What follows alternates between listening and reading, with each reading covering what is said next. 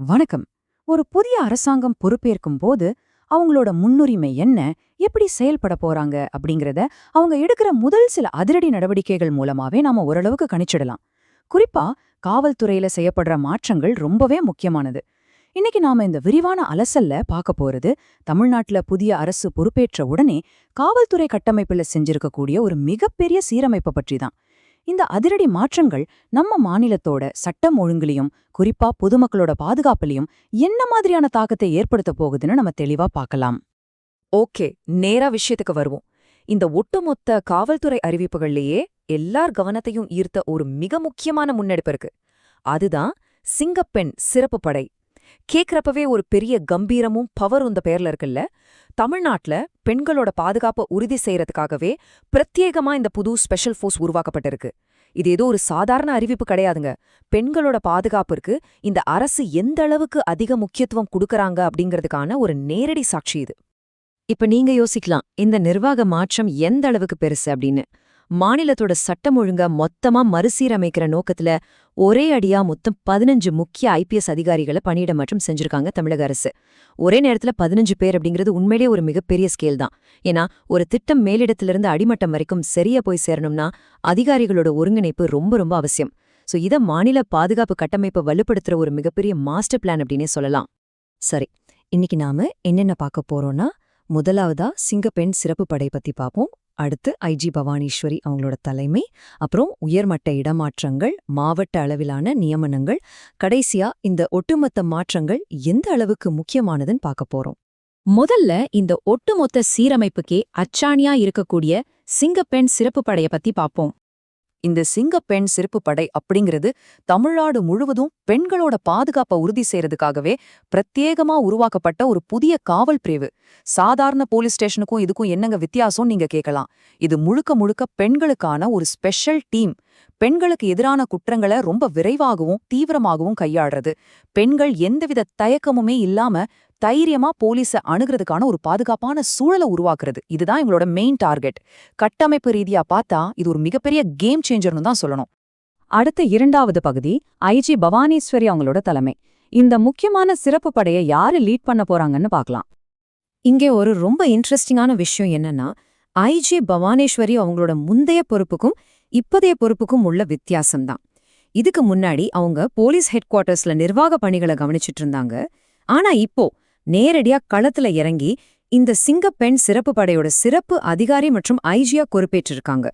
இந்த படையை அடிமட்டத்திலிருந்து உருவாக்குறது, அதிகாரிகளுக்கு ஸ்பெஷல் ட்ரைனிங் கொடுக்கறது, மாநிலம் முழுக்க பெண்களுக்கு எதிரான முக்கிய வழக்குகளை நேரடியா கண்காணிக்கிறதுன்னு அவங்களோட பொறுப்புகள் ரொம்பவே அதிகம். அரசு களப்பணிக்கு எவ்வளவு முக்கியத்துவம் கொடுக்கறாங்கன்னு இதுல இருந்தே நமக்கு நல்லா புரியுது. மூன்றாவதா உயர் மட்ட அதிகாரிகளோட பணியிட மாற்றங்கள்.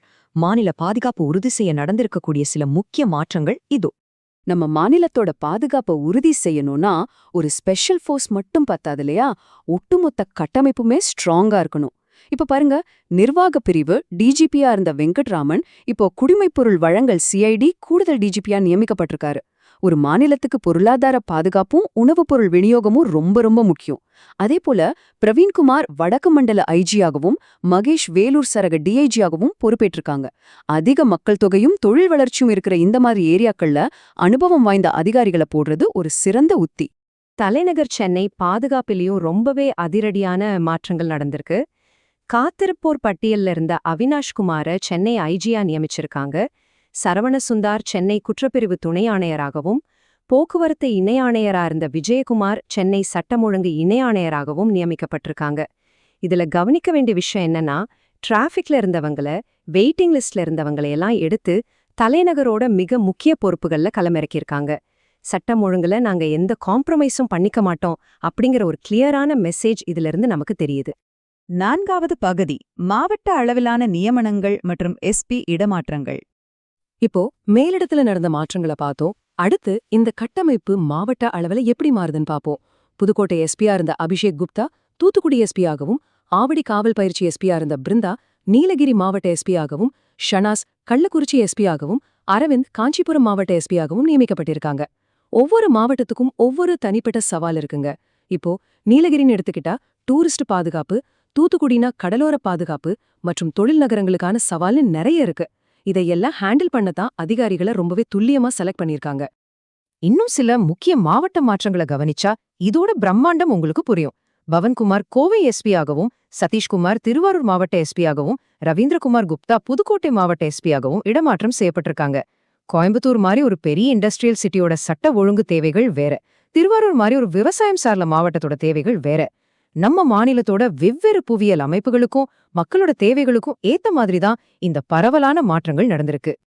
இறுதியா 5வது பகுதி இந்த ஒட்டுமொத்த மாற்றங்களோட தாக்கமும் அதோட முக்கியத்துவமும் என்னன்னு சுருக்கமா பாத்துடலாம்.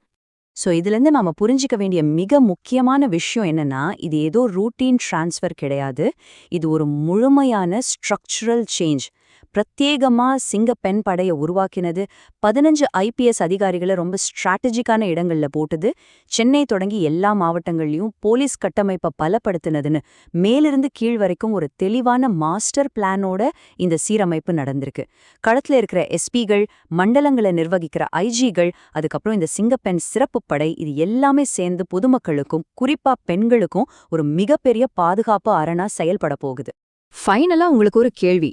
பிரத்யேகமா உருவாக்கப்பட்டுள்ள இந்த சிங்கப்பெண் சிறப்பு படையும் உத்திபூர்வமா இடமாற்றம் செய்யப்பட்டிருக்கிற இந்த 15 IPS அதிகாரிகளும் வரப்போற காலங்கள்ல தமிழ்நாட்டோட சட்ட ஒழுங்க எப்படி மாத்த போறாங்க, குறிப்பா பெண்கள் பாதுகாப்பை எந்த அளவுக்கு மேம்படுத்த போறாங்க, இதோட உண்மையான ரிசல்ட்டை நாம பொறுத்திருந்ததான் பார்க்கணும். இந்த விரிவான அலசல் உங்களுக்கு ரொம்பவே இன்ட்ரெஸ்டிங்கா இருந்திருக்கும் நம்புறேன். மீண்டும் சந்திப்போம்.